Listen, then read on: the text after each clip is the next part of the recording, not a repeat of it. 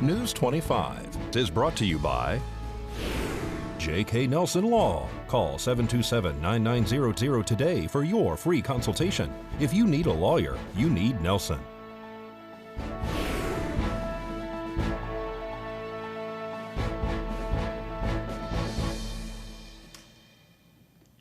Pahrump adds 6 more positive test results in the past few days, and the county moves forward with some public works improvements. News 25 starts now. This is News 25 with Deanna O'Donnell. News 25. Local coverage you can count on. More COVID test results are returning with positive results. It's Tuesday, April 28th. I'm Deanna O'Donnell. Well, Nye County has gotten 6 more COVID-19 positive test results reported over the past few days. Nye County right now has 35 overall positive tests and 29 right here in Pahrump. They are showing 10 people listed as recovered. Well, Nye County wants to improve pedestrian safety by installing crosswalks near 2 local parks, and some work at 2 Pahrump major intersections should move traffic more efficiently. Director of Public Works Tim Dahl outlined the projects at today's Board of County Commissioners meeting. We're working with the Sheriff's Office and Buildings and Grounds to put in some crosswalks at Petrek Park on Basin and at Honeysuckle for Ian Deutsch Park. So we're trying to establish appropriate locations for sidewalks at both of those parks for obvious reasons. We are continuing to work with our consultant, who is getting ready to start some reconfiguration of the signals at the intersections of SR 160 and Homestead and SR 160 and 372. The purpose for this is so that we can reconfigure those intersections to allow more traffic through at busier times of day, creating a significant amount of less congestion at lunchtime, for example. Well, the Board of County Commissioners meetings right now are done by teleconference, and that's why you're just seeing Leo Blundo, the county commissioner, in that video. The coronavirus outbreak has forced some changes at Nellis Air Force Base in Las Vegas, but the base and its personnel remain at the ready. The commander of the 57th Wing at Nellis explains how the base is dealing with the coronavirus pandemic. Hello everyone, I'm Brigadier General Rob Novotny, the commander of the 57th Wing at Nellis Air Force Base. I'm joined with my command chief, Chief Master Sergeant Raul Villarreal. And I'm Colonel Calvin Craddock. I'm the 99th Air Base Wing Commander, and I'm joined by my command chief, Chief Master Sergeant Emilio Hernandez. We wanted to take just a few moments to communicate with you during these fairly unprecedented times as we collectively as a team work together through the novel coronavirus that's affecting the entire globe. If you can hear behind me, we're still doing maintenance on the flight line. We're still supporting operational tests, red flag, green flag, the weapons school. We're still preparing to send our folks downrange and fight our nation's enemies. But as we all know, there's a lot of unique things that are facing us, our families and our airmen, that warrant some unique steps in order to protect those families and those airmen and preserve our follow-on combat capability. So first, you might have heard that all leaves and TDYs are being canceled. And for us here, between Colonel Craddock and I and the team at Nellis Air Force Base, we define leaves or passes as anything inside the Clark County borders. If you're on TDY, we're asking you to complete that TDY and return home soon. And we'll be taking some of our TDY guests that are here at Nellis Air Force Base, and we'll be sending them back home soon as well. Cave? Nellis Air Force Base remains open for business. And the biggest impact that we have had is that our parents, our airmen who have school-age kids, are getting some more quality time with their kids right now, and the shelves may have a few less rolls of paper towels and bottled water, but we are open for business. However, in order to protect our airmen and make sure we continue the mission, we have implemented a couple of small procedural changes. First of all, when you come through the gate, in order to not spread the coronavirus, we are asking that you hold your identification card up to the security forces member so that they can check the card without having to touch the card itself. Anybody with an appropriate ID card to get on base at Nellis Air Force Base is still welcome to come on base. If you currently have an appointment, please call ahead and make sure that appointment is still going on. However, as I mentioned, the base is open for business and we are here to help. Thanks, Cave. I think we're all watching the developments happen by the minute. And so fighting this dynamic adversary, the coronavirus, is going to warrant a lot of communication. So we're going to continue to try to do this a little more frequently, but we'll also be working through the chain of command as much as we can.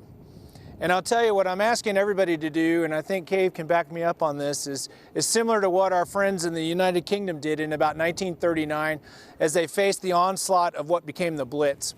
And we've all seen the famous poster that said, "Keep calm and carry on." And what we need to do is exactly that. We need to be diligent and deliberate in the manner in which we increase our personal hygiene to stop the spread. We need to be smart about how we congregate and make sure we maintain social distancing. And we need to do everything we can to stay in touch with our uniformed and our civilian leadership to make sure we have the best information possible. And in doing so, we need to be calm while we're doing that. Because our friends and our local partners downtown are watching us, they're looking for our leadership, and the enemy is watching us as well. And they're looking for gaps and opportunities to take advantage, and we're not going to let them have it. So between all of us here at the 99th and the 57th, we're going to continue to keep the messages flowing. We'll continue to keep the communication going. And we look forward to standing with you as we continue to fight this virus and then get back to normal operations. Thank you. More news right after this. News 25 is brought to you by Star Nursery, your garden's partner for every bloomin' thing. Welcome back. Well, the COVID-19 pandemic is leading to tremendous food waste. The chairman of Tyson Food warns that the food supply chain is breaking down and Diamond Offshore Drilling is filing for bankruptcy. Angela Miles has the details. Here's Angela Miles with today's Business First Brief. Topping our news, the food catastrophe. Coronavirus has left meat in short supply, potatoes on the verge of rot, and now 2 million chickens are being killed at the Delmarva poultry farms in Maryland and Delaware. According to the company, there's a shortage of employees due to COVID-19. The chairman of Tyson Foods took out a full-page ad in a newspaper warning that the food supply chain is breaking down. Some food processors are donating to food banks. However, some food executives say government assistance is needed to get that food transported to food banks. Closed restaurants, schools, hotels, and theme parks are all causing the food backup. Diamond Offshore has filed for bankruptcy. The drilling company was in trouble even before the pandemic. Last year, Diamond Offshore lost $357 million. To find out where you can see us every day, go to businessfirstam.com. Thanks so much, Angela. Well, Nye Communities Coalition is putting on a pandemic strategic support group tomorrow, Wednesday, April 29th from 11 until noon.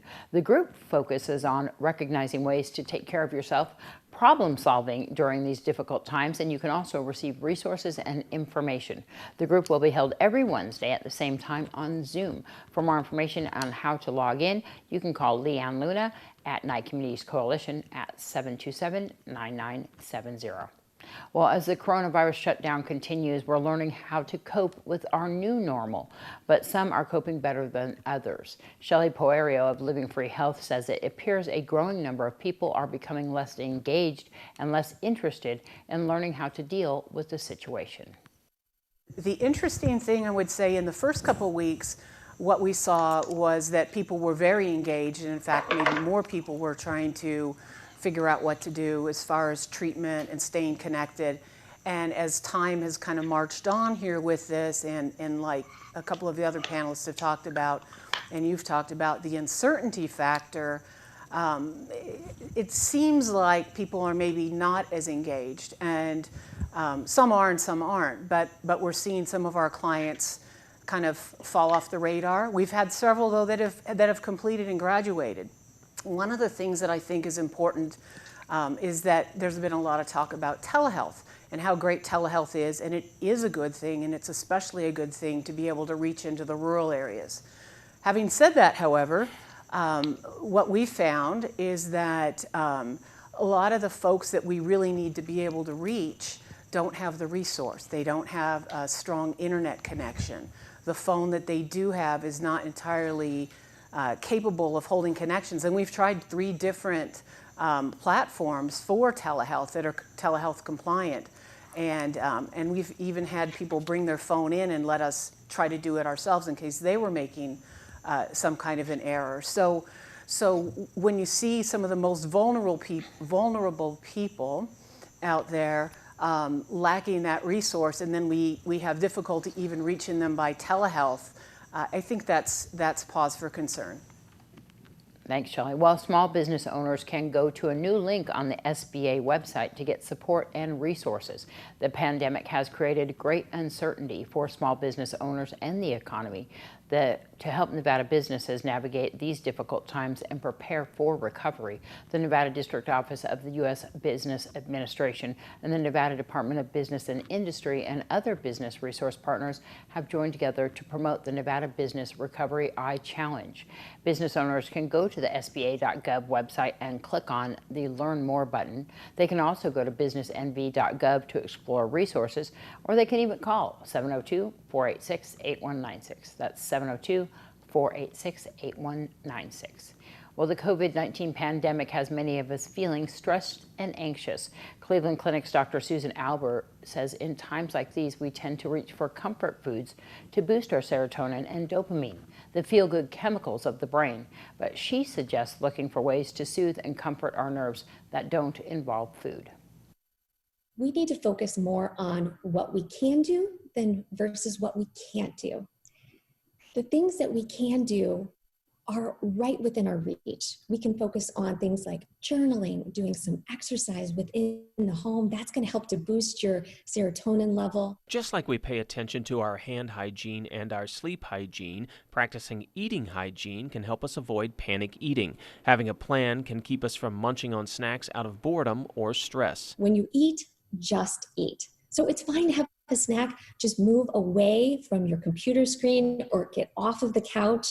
So this is going to help you to be very conscious of what you're eating instead of just popping food into your mouth. It's also good to be mindful of how often we're looking at devices. Experts say secondhand screen time is becoming a problem during the COVID-19 pandemic. This happens when kids see parents consumed by their devices instead of interacting with the family. Dr. Albers encourages parents to set ground rules for screen-free zones. The kitchen table is one of the most important places to have a screen-free zone. If you do one thing, make sure that your kitchen table, your meal times are free of screens. This is going to help to reduce mindless eating and help to promote the connection that you have with your family while you eat. Dr. Albers says if you find yourself using eating-related behaviors to manage stress, now is the time to reach out to a mental health professional for a virtual visit. Well, if you're behind on your rent or mortgage or even need food, the government has a program that might be able to help you with that. We'll talk about it when we get back. This segment of the news is brought to you by Mountain West Lawyers, Nye County's injury attorneys. Don't get bullied by insurance companies. Call Jason Ernest and bully them back at 775-727-9500.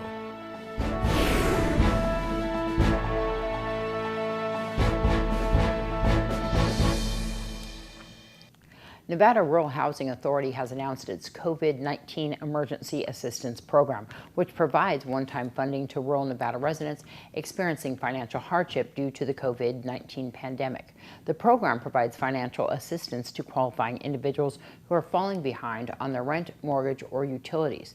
The program also gives financial aid to individuals having trouble paying for groceries and household supplies that are necessary to maintain safety and well-being. For more information, go to nvrural.org. That's nvrural.org. Well, with schools closed nationwide due to COVID-19, many have been scrambling to meet the needs of their students. While some schools are finding that difficult, others have succeeded well beyond what anyone might have expected.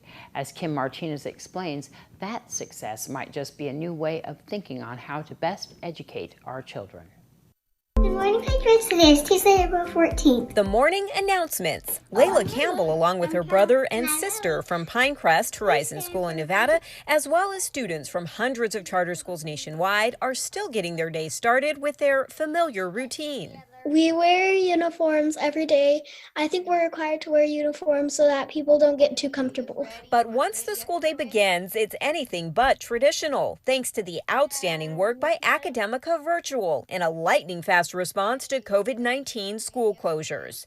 Layla's school, along with nearly 200 charters, all a part of the Academica network across the country, switched to online learning over a weekend. An incredible 100,000 students never missed a day of school. Weeks before the switch, the schools had already surveyed parents to see which students needed computers or devices, and they met the demand. It's really impressive that with such a large number of students, the schools were able to just quickly assess what they needed to do in a matter of a weekend and, get that plan in place and execute it. I think that that's an incredible feat. And it's having some interesting consequences. Do you feel more connected to your kids now when it comes to their education? Now I feel like there's a need to be more involved, and the support that's there is great. I do feel more connected to her teachers, and it's been nice to know that I just have to send a quick email and I get a response back right away with any questions that I have. So yeah, I really like that. As a parent, I have a little bit more of an idea what's going on in the classroom now. What's in store for the future? Do you think that you're going to send all of your kids back to the brick and mortar, or are you thinking that the online platform might work long term? That's a great question. That's something that we talk about almost daily here now. I know my youngest is the most social kid I've ever met, so she can't wait to get back to a brick and mortar school where she's, surrounded by all of her friends.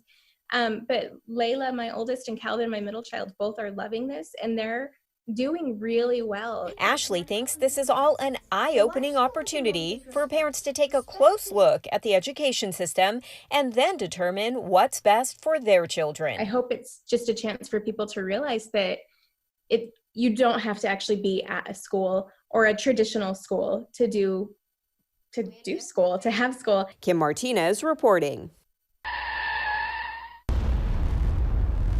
News 25 WeatherCam is brought to you by Lerner and Rowe Injury Attorney's Office in Pahrump. In a wreck, need a check? Call 702-877-1500. All right, let's take a look outside. Beautiful skies. We're going to find out what's in store for our weather right after this break.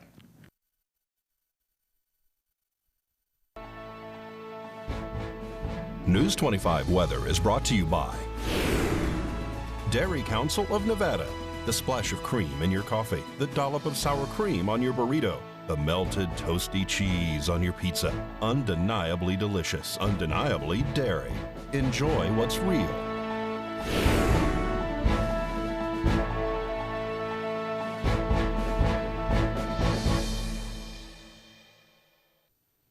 Hello and welcome back to News 25. I'm Michael Donohue with today's weather.